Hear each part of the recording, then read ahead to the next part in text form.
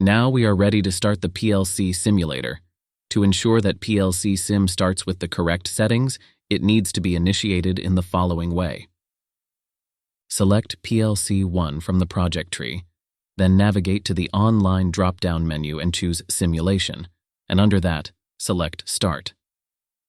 A warning window appears. You can disregard it and press OK.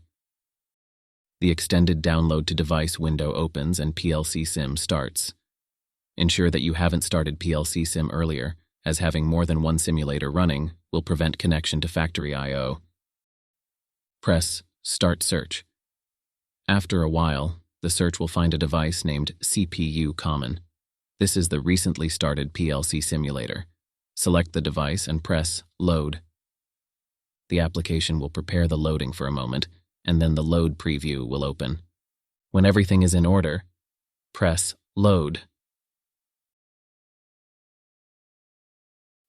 After the download is completed, select Start Module from the drop-down menu so that the device starts automatically when we press Finish. Following this, the PLC-SIM will start, indicated by a green indicator light turning on. Now we are ready and can start factory I/O.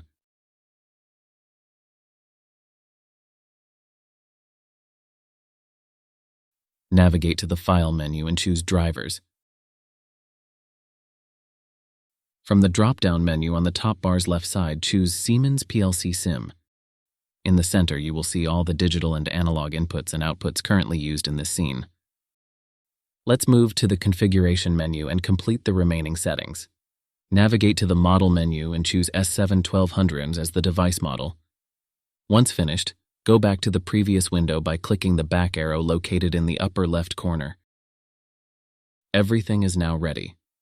Next, connect factory I/O to PLC-SIM by clicking the Connect button on the top bar's right side. Upon a successful connection, a green indicator will be displayed on the top bar. Everything is set up and we're ready to begin programming.